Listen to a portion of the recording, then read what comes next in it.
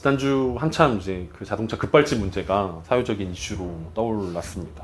그래서 많은 사람들이 다양한 의견들을 내는 것들을 보았는데 과연 기계를 신뢰할 수 있는가? 그리고 또 반대쪽의 입장은 과연 사람을 신뢰할 수 있는가의 문제였습니다.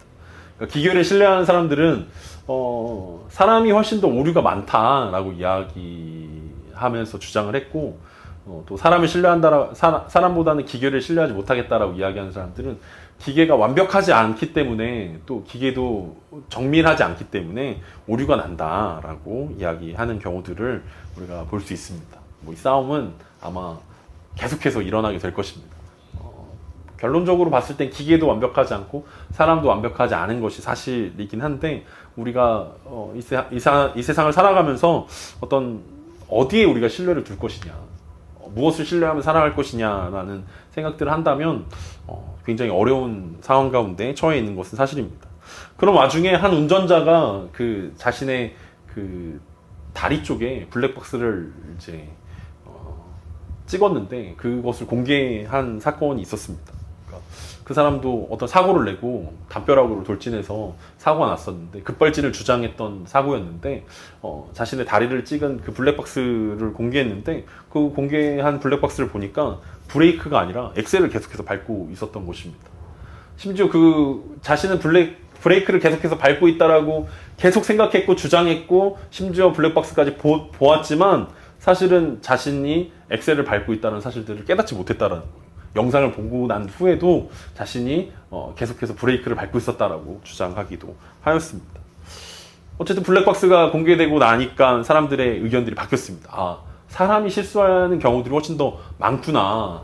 사람이 생각으로는 브레이크를 밟고 있는데 엑셀을 밟고 있는 경우들이 있을 수 있구나라는 생각들로 어떤 여론들이 좀 바뀌는 경우들이 생겼는데, 이 문제는 비단 누가 옳고 누가 그르냐의 문제가 아니라 과연 이 문제를 어떻게 결론을 내릴 수 있을 것인가에 해당하는 문제이기 때문에 어렵다라는 거죠. 자동차 제조회사와 또 피해자와 또 가해자라고 이야기하는 어떤 운전한 사람 사이에서 굉장히 어려운 부분들이죠. 누가 어떻게 이 결론을 입증할 수 있을 것인가의 문제라는 거죠.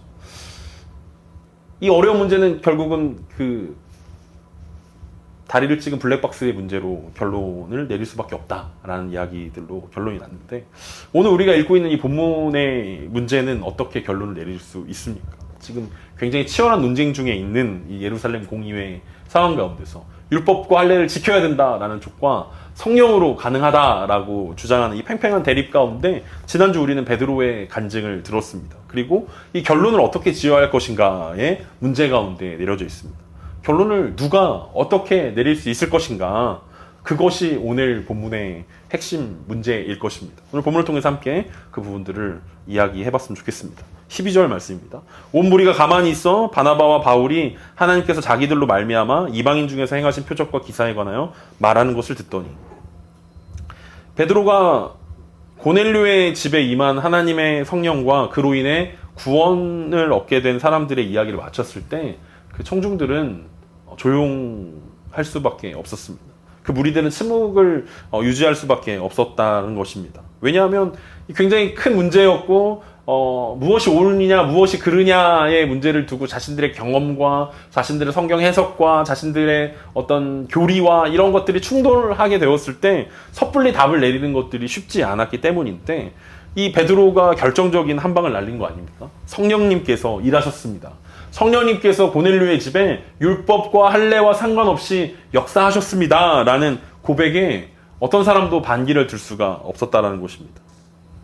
그 조용해진 틈을 타서 바나바와 바울이 쐐기를 박았습니다. 성령이 하신 일에 대해서 구체적인 사례를 들어주기 시작했습니다.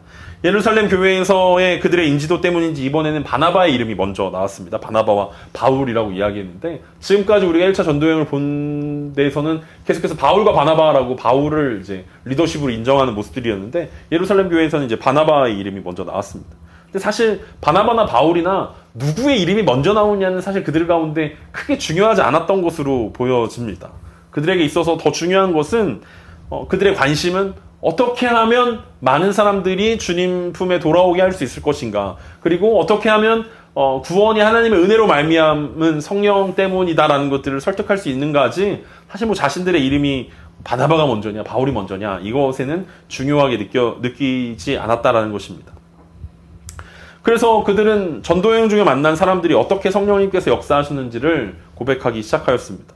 우리는 바나바와 바울의 1차 전도여행 중에 여러 표적과 기사들을 살펴보았습니다. 막 기억이 나시죠, 여러분? 구브로 섬에 여러분 갔을 때 어떤 사건이 있었습니까? 네. 구브로 섬에서 만났던 마술사 바 예수가 자신의 총독을 예수 믿는 것들 방해했을 때 하나님의 능력이 나타나서 그를 눈이 멀게 했던 사건이 있었습니다. 루스드라에서는 어떤 일들이 있었습니까? 나면서부터 걷지 못했던 사람이 바울을 통해서 걷게 되어지는 놀라운 역사가 있었습니다. 또 그 루스드라에서는 바울이 돌에 맞아서 거의 죽게 되었다가 다시 살아나게 되는 일들도 있었습니다. 성경에서 이고니온이라는 곳에서 구체적인 설명은 없었지만 그곳에서도 많은 표적과 기사가 있었다라고 기록되어 있었던 것도 우리가 함께 살펴보았습니다. 여기까지 바나바와 바울이 자신들에게 나타났던, 자신들이 복음을 증거할 때 이방인들에게 나타났던 성령의 역사들을 간증하였을 때 청중들은 더더욱 조용할 수밖에 없었습니다. 이제 회의의 결론이 날 시간이 되었다라는 것을 그들도 직감적으로 느꼈기 때문입니다. 이 결론을 향해 나아가는 이 회의는 누가 어떻게 결론을 내렸는지 함께 보겠습니다. 13절과 14절입니다. 말을 마침에 야고보가 대답하여 이르되 형제들아 내 말을 들으라. 하나님이 처음으로 이방인 중에서 자기 이름을 위할 백성을 취하시려고 그들을 돌보신 것을 시므온이 말하였으니. 이 결론을 향해 나아가는 첫 번째 예루살렘 회의에서 의장의 역할을 맡은 사람은 다름 아닌 야고보였습니다. 그는 요한의 형제 야고보가 아니라 예수님의 동생 야고보였습니다. 요한의 형제 야고보는 일찍 순교를 당했기 때문에 이 자리에 있을 수가 없었기 때문입니다. 그리고 이미 우리는 사도행전 12장에서 베드로가 감옥에 갇혔다가 풀려나는 사건에서 예루살렘 교회 성도들이 함께 모여서 기도하는 곳에 와서 자신의 무사함을 야고보에게 전해달라고 말했던 것을 우리는 본 적이 있습니다. 이미 그때부터 예루살렘 교회의 지도자가 야고보였음을 우리는 확인해 볼 수 있습니다.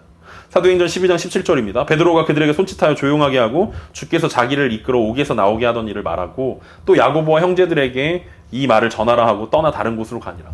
그러니까 사도들이 이때 당시에 박해를 피해서 여러 지역으로 떠났다라는 거죠. 그러니까 예루살렘 교회에는 사도들도 핍박을 피해서 떠나기도 했고 또 전도 때문에 다른 지역으로 이동하기도 했고 예루살렘 교회 성도들도 많이 떠나게 되었습니다. 그런 상황 가운데서 그것을 수습한 사람이 누구였냐면 바로 예수님의 동생인 야고보였다는 것입니다. 야고보는 예수님이 살아계실 때는 예수님을 향해서 뭐라고 이야기합니까? 예수님 막 정신 나갔다라고 이야기하고 예수님 빨리 집으로 돌아오라고 이야기했던 형제들 중에 한 명 아닙니까? 그런데 그가 예수님의 부활한 이후에 예수님을 만나고 이 사도 바울의 고백 아닙니까? 사도 바울이 고린도전서 15장에서 부활에 대한 이야기들을 쭉 이야기하면서 그 중에 야고보가 있다라는 이야기들을 했었는데 그에게 믿음이 생겼다라는 거죠. 부활하신 예수님을 만난 이후에 야고보에게 믿음이 생기고 예루살렘 교회의 리더가 되었습니다. 그는 기도의 사람이라고 불려졌고 심지어 유대인들의 구원을 위해서 얼마나 열심히 기도했는지 그에게는 낙타 무릎이라는 별명이 붙여지기도 했습니다. 얼마나 무릎을 꿇고 기도를 많이 했으면 무릎이 아예 낙타 무릎처럼 바뀌었다라고 해서 붙여진 별명이기도 합니다. 그런 그가 형제들에게 내 말을 들으십시오라고 이야기하면서 처음 말을 꺼냅니다. 어쩌면 처음부터 야고보는 이 사람들의 이야기를 들을 필요가 없는 사람이었을지도 모릅니다. 왜냐하면 많은 학자들의 주장에 의하면 이미 야고보서가 이 예루살렘 공의회 이전에 쓰였다라고 이야기하고 있습니다. 여러분 야고보서 우리가 함께 공부했던 적 있지 않습니까? 야고보서의 그 많은 내용들을 보면서 많은 성도들의 존경을 받기에 합당한 장로의 역할을 감당한 것이 야고보였다는 거예요. 그때 당시에 흩어져 있는 유대인들에게 편지를 보내고 믿음과 행함을 강조할 정도로 이미 인지도적으로나 명성이나 명예나 권위가 이미 야고보에게 부여되어져 있었다는 거죠. 그래서 처음부터 바울과 바나바나 혹은 베드로의 이야기 혹은 그 바리새파 그리스도인들의 이야기를 들을 필요가 없이 자신이 결론을 내려줘도 충분히 사람들을 수긍했을 것이다 라고 이야기할 수 있습니다. 그런데 야고보는 그렇게 하지 않았습니다.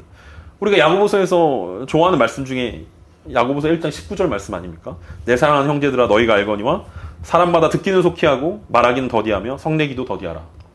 우리가 좋아하는 말씀 가운데 하나인데 야고보는 자기가 야고보서에서 기록했던 것처럼 듣기는 속히 하고 말하기를 더디하고 있습니다.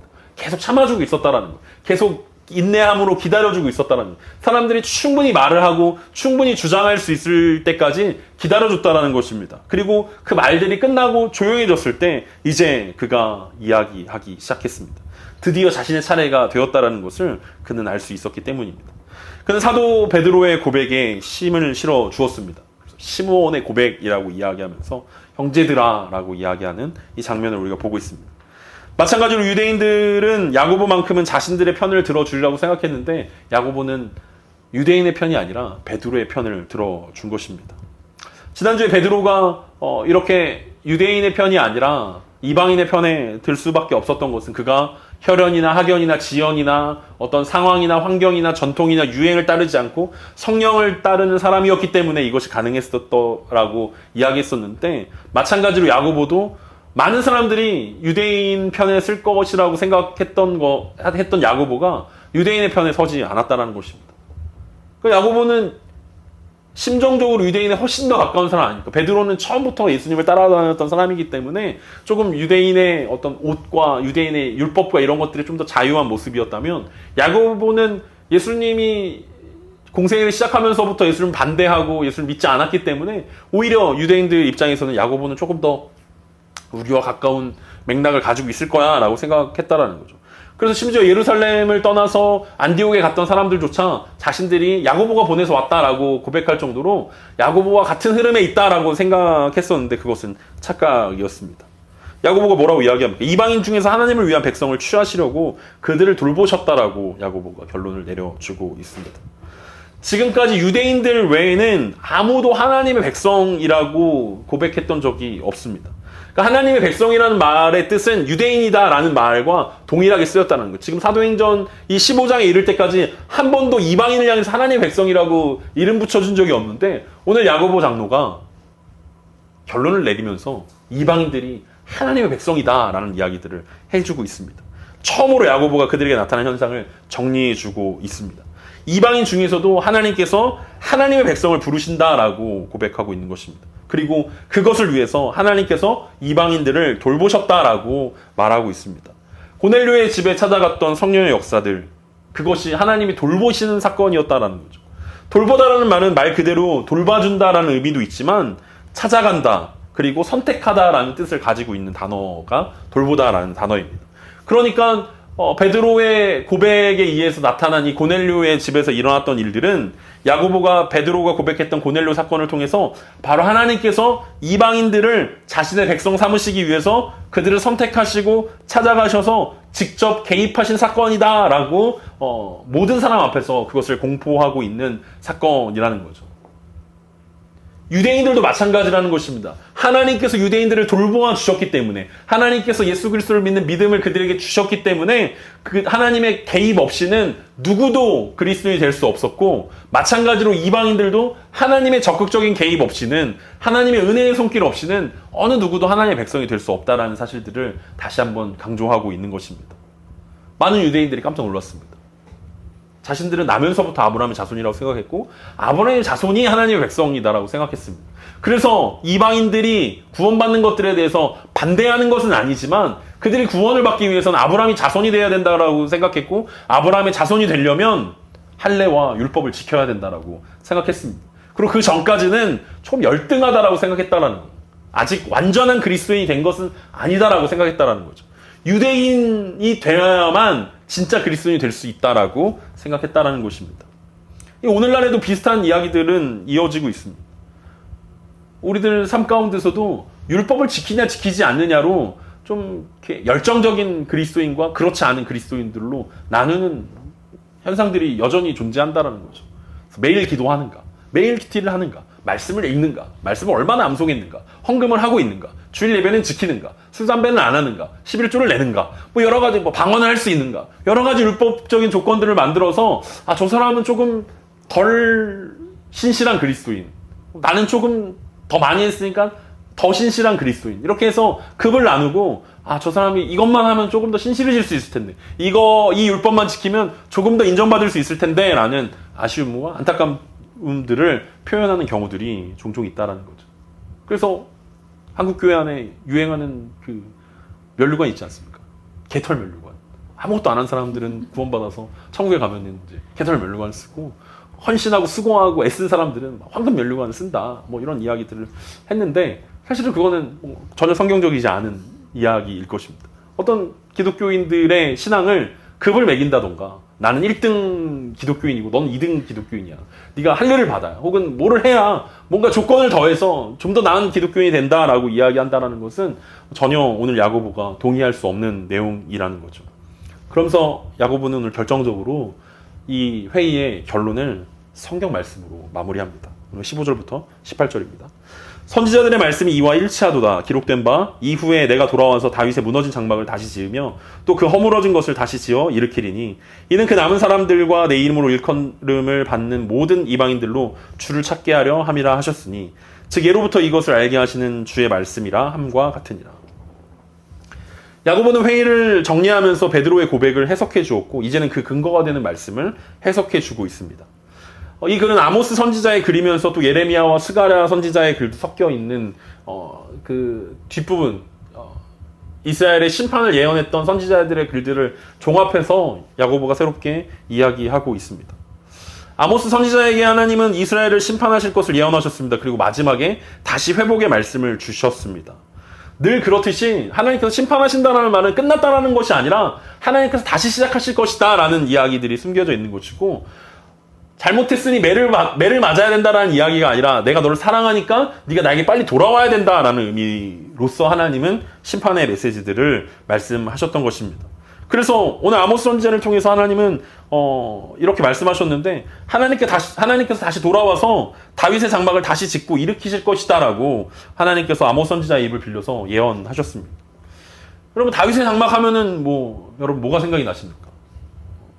유명한 찬양팀도 생각이 나고 여러 가지 생각들이 많이 날 텐데, 다윗의 장막이라고 이야기했을 때 여러 가지 해석이 가능할 수 있지만, 여기서 다윗의 장막은 다윗의 왕국을 의미합니다. 이스라엘의 전성기 때를 말하는 것입니다. 유대인들은 정말 그때에 다윗의 왕국이 회복될 것이다라고 생각했고, 그런 회복이 있을 것이다라고 확신했습니다. 그리고 그것이 1948년에 이스라엘의 건국으로 실현된 것이다라고 믿고 있는 사람들도 있습니다. 하지만 야고보의 해석은 그것과는 조금 달랐습니다. 그 구약성경 아모스 선지자의 예언은 단순히 다윗의 장막이 회복된다라는 말이 단순히 이스라엘이 회복되어진다, 유대인들이 회복되어진다라는 말이 아니라 진짜 이스라엘, 진짜 유대인이 누구냐, 진짜 하나님의 백성은 누구냐라는 이야기의 관점으로 해석할 수 있다라는 이야기들을 하는 것입니다. 그래서 구약성경에서 구약의 백성들은 하나님의 말씀을 보면서 다윗의 장막이 회복될 거야 라고 이야기했을 때 다윗 이후에, 솔로몬 이후에 분열되어진, 그리고 쪼그라든, 그리고 멸망해버린 이방인족들 가운데 억압당하는 그런 나라에서 이제 다윗의 전성기 때 그 통일된 왕국을 생각했다면, 오늘 야고보는 다윗의 장막을 회복할 것이다 라는 이 말씀 가운데 진짜 이스라엘을 하나님께서 회복하실 것이다, 진짜 아브라함의 자손들을 회복할 것이다, 그리고 그 하나님의 백성은 유대인들에게 한정되어 있는 것이 아니라 하나님의 은혜의 선물을 받은 모든 사람이라는 거죠. 그 모든 사람들은 어떤 사람입니까? 하나님을 찾는 사람들이 될 것이다 라고 이야기합니다. 그때가 되면 에돔 사람이나 애굽 사람이나 그 어떤 그 이스라엘을 구박하고 압박하고 심판했던 그런 백성들까지도 하나님을 찾는 모든 사람들이 하나님의 백성이 될 것이다 라는 말씀으로 재해석해주고 있다는 것입니다. 이전까지 사람들은 유대교 안에 구원이 있다고 생각했던 거예요.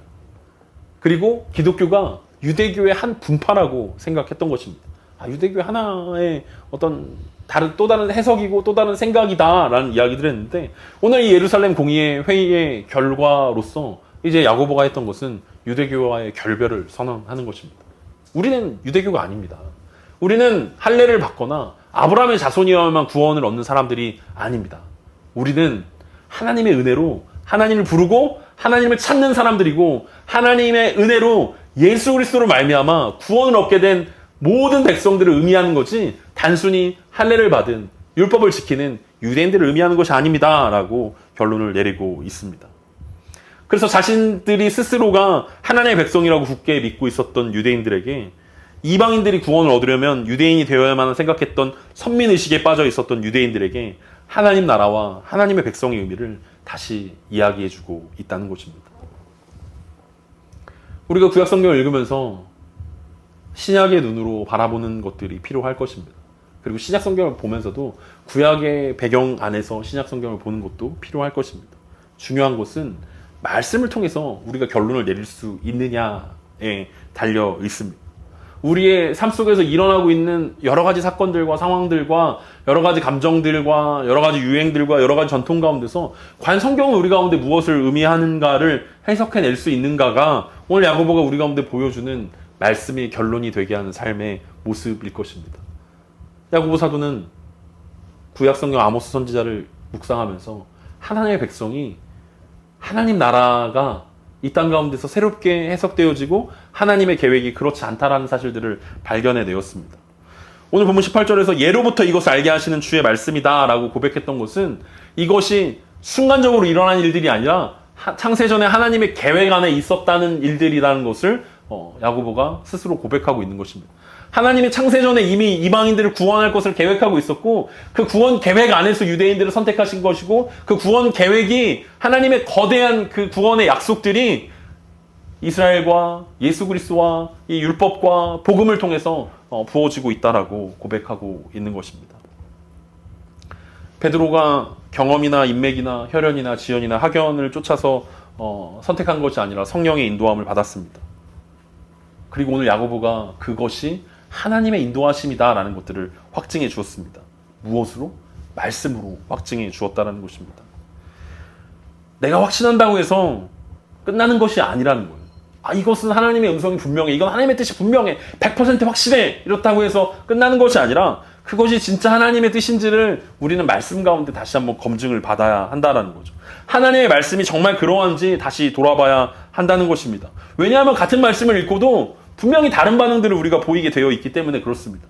똑같은 아모스 선지자의 글들을 읽었지만 유대인들은 아모스 선지자의 글을 정말 눈에 보이는 이스라엘이라고 생각했고 눈에 보이는 유대인의 회복이라고 생각했지만 야고보는 믿음의 눈으로 보니까 아모스 선지자의 예언이 단순히 눈에 보이는 이스라엘이 아니라 눈에 보이지 않는 하나님의 나라고 눈에 보이지 않는 하나님의 백성이다라는 사실들을 그들이 깨달을 수 있었다라는 거죠. 그래서 우리가 하나님의 말씀을 볼 때 내 중심이 아니라 상황 중심이 아니라 하나님 중심으로 하나님 나라 중심으로 하나님의 백성 중심으로 해석해야 된다라는 결론이 우리 가운데 이르게 되어지는 것입니다. 같은 말씀을 읽는데 어떤 사람들은 말씀을 통해서 자신들에게 유리한 쪽으로만 해석을 합니다. 자신들이 눈에 보여지는 쪽으로 자신들이 이득을 얻는 쪽으로 말씀을 해석하기도 합니다. 그리고 그것이 성경에 나와 있다라고 이야기하기도 합니다. 그래서 많은 사람들이 다윗의 장막이 회복되어질 것이다 라고 이 말씀들을 보면서 어떻게 해석하냐면 진짜 예루살렘 지금 이스라엘이 1948년에 건국된 그 이스라엘이 회복되어져야 할 것이다. 그곳에 새로운 성전이 지어져야 하고 그곳에 진짜 회복이 있어야 그때 예수님이 오신다라고 해석하는 사람들이 있습니다. 하지만 그 의미가 아니라는 사실들을 우리가 생각해 봐야 됩니다. 하나님 나라의 관점으로 생각해 본다면 더 이상 눈에 보이는 것, 어떤 위치, 어떤 언제, 시간 이런 것들이 중요하지 않다라는 거예요. 근데 우리는 성경을 보면서 늘 그런 것이 중요합니다. 어디냐, 언제냐, 눈에 보이냐 뭐 이런 것들로 우리는 말씀을 구체화하려고 한다라는 거죠. 그래서 종말에 대한 이야기들도 마찬가지 아닙니까? 성경에서 한 번도 언제라고 말을 해주지 않았는데 우리는 늘 그 종말의 때를 예측하려고 노력합니다. 언제냐, 어디서라고 하나님 한 번도 말씀해 준 적이 없는데 예수님은 눈에 보이는 공중에서 재림하시게 될 건데 아무도 모르게 007 작전처럼 예수님이 오실 것처럼 내가 그것을 알아냈다라고 이야기하고 어디고 언제기 때문에 준비해야 된다라고 이야기하는 사람들을 보면서 정말 자기중심적으로 성경을 해석하고 하나님의 말씀을 확신한다라는 생각들을 갖게 되기도 합니다. 우리는 어떻습니까? 우리는 이 말씀을 보면서 어떤 결론을 이룰 수 있습니까? 우리 삶의 근거가 정말 말씀이 되고 있습니까? 내가 선택하고 내가 결정하는 것이 정말 말씀을 따라가고 있습니까? 오늘 이 큰 문제의 결론을 내리면서 야고보는 하나님의 말씀으로 검증되었다라고 이야기합니다. 야고보가 본 아모스 선지자를 통해서 하나님의 말씀이 이렇게 이어지고 있다라고 청중들을 깨우고 있다는 것입니다. 이때의 결정은 정말 놀라운 결정이었습니다. 앞에서 얘기했던 것처럼 유대교와 기독교를 완전히 가르는 완전히 결별하게 되어지는 큰 사건이었습니다. 그리고 이 사건을 통해서 이제 이방인들도 구원에 이른다라는 놀라운 사실들을 모든 사람들이 동의하게 되었고, 더 이상 교회 안에 이방인이냐 유대인이냐를 놓고 차별하지 않을 수 있게 되었다는 것입니다. 그래서 바울은 에베소서 2장 19절에서 22절까지의 말씀을 통해서 이때의 말씀을 근거로 이렇게 이야기합니다. 함께 보겠습니다. 에베소서 2장 19절에서 22절입니다. 그러므로 이제부터 너희는 외인도 아니요 나그네도 아니요 오직 성도들과 동일한 시민이요 하나님의 권속이라. 너희는 사도들과 선지자들의 터 위에 세우심을 입은 자라. 그리스도 예수께서 친히 모퉁이 돌이 되셨느니라. 그 안에서 건물마다 서로 연결하여 주 안에서 성전이 되어가고 너희도 성령 안에서 하나님이 거하실 처소가 되기 위하여 그리스도 예수 안에서 함께 지어져 가느니라. 바울은 에베소 성도들을 향해서, 이방인들이었던 에베소 성도들을 향하여서 분명하게 이제 너희는 외인도 아니고 나그네도 아니고 동일한 시민이고 동일한 하나님의 백성이다라고 이야기합니다. 왜? 아모스 선지자의 예언이 야고보를 통해서 해석되었기 때문에 이 결론에 이를 수 있다라는 거예요. 여전히 교회 안에서 하나 되지 못하고 여전히 교회 안에서 다툼이 있고 여전히 누가 더 크냐, 누가 더 신실하냐를 놓고 다투고 있는 상황 가운데 에베소 교회만큼은 그러지 않아야 된다. 왜냐하면 우리는 모두가 다 사도들과 선지자들의 터 위에서, 말씀 위에서 세움을 입었기 때문에, 예수 그리스도라는 이 모퉁이의 돌을 딛고 우리가 지어져 가고 있기 때문에 이방인이나 유대인이나 하나가 될 수밖에 없다는 사실들을 고백하고 있습니다. 그러면서 서로 우리가 건물 안에서 연결되어졌다. 이것이 주 안에서 성전이 되어지는 것이다. 하나님의 말씀이 우리 가운데 새로운 성전이다라고 말씀하고 있고, 그 성전의 기능은 하나님을 만나는 그 역사다라고 우리가 지난 금요기도회 때 함께 말씀 나눈 적이 있습니다. 그러면서 바울은 22절에서 뭐라고 고백합니까? 성령 안에서 하나님이 거하실 처소가 되기 위하여 그리스도 예수 안에서 우리가 함께 지어져 가고 있습니다. 교회라는 공동체는 많은 사람들이 모여있는 다양성을 인정하는 공동체여야 합니다. 이 생각이 다르고 저 생각이 다르고, 그럼 우리 헤어져, 우리는 안 맞아 라고 이야기하는 것이 아니라, 하나님이 거하실 처소는 다양성 가운데 성령의 역사가 나타나는, 다양성 가운데 말씀으로 검증이 되어지는 그런 공동체라는 거죠. 완성되어지고 완벽한 공동체가 아니라 함께 지어져가는 공동체라는 것입니다. 이방인의 돌이 있고 유대인의 돌이 있고 그것이 연합되어져서 함께 교회라는 큰 성전을, 건물을 지어져 간다라는 거죠. 그 눈에 보이는 그런 건물들이 아니라 보이지 않지만 영적으로 하나 된 공동체들을 의미하는 이야기가 될 것입니다. 이것이 야고보가 교회의 리더라는 사실들을 분명하게 보여주고 있는 사건입니다. 왜 야고보가 리더가 됐지? 베드로도 있는데, 바나바도 있는데, 바울도 있는데 왜 어떻게 야고보가 리더가 됐지라고 생각할 수 있는데, 야고보가 리더가 될 수 있었던 것은 말씀 앞에 섰기 때문에 그렇습니다. 말씀이 결론이 될 수 있었기 때문에 야고보가 리더가 되는 것이 맞다. 야고보가 결정을 내리는 것이 맞다라고 모든 사람들이 동의하기에 이르렀다라는 것입니다. 그리고 그 말씀 앞에 섰던, 말씀이 결론이 되는 그 삶은 비단 야고보뿐만 아니라 바울이 그러했고, 바나바가 그러했고, 베드로가 그러했고, 믿음의 성도들 모두가 동일한 방법대로 동일하게 고백해야 하는 것입니다. 우리 삶에 많은 경험들이 있습니다. 내 생각들이 있습니다. 내가 옳게 여기는 생각들이 있을 것이고, 내 경험을 비춰봤을 때 이것이 옳다라고 이야기할 수도 있을 것입니다. 혹은 또 우리가 꿈을 꾸기도 하고 환상을 보기도 하고 어떤 성령의 역사다라고 이야기하는 많은 사건들이 일어날 수도 있습니다. 하지만 더 중요한 것은 그것이 말씀으로 검증을 받을 수 있냐일 것입니다. 말씀의 뜻 가운데 말씀이 그것을 지지하느냐에 중요한 결론이 담겨져 있을 것입니다. 유대인들은 수백 년 동안 이어져 왔던 이 전통을 하나님의 말씀 앞에 바로 서게 되었을 때 폐기할 수 있었습니다. 내려놓을 수 있었다라는 거예요. 더 이상 이것이 우리의 전통이 아니다라고 과감하게 내려놓을 수 있었던 것입니다. 우리 삶 가운데 이어져 오는 전통들은 무엇입니까? 우리 삶 가운데 반복해서 우리가 짓고 있는 죄악들은 어떤 것입니까? 우리 삶 가운데 끊어버려야 할 잘못된 것들이 있다면 말씀 앞에서 우리가 과감하게 결단할 수 있었으면 좋겠습니다. 말씀이 결론이 되게 하십시오. 말씀이 우리의 결론입니다 라고 고백할 수 있는 저와 여러분 될 수 있기를 간절히 소망합니다.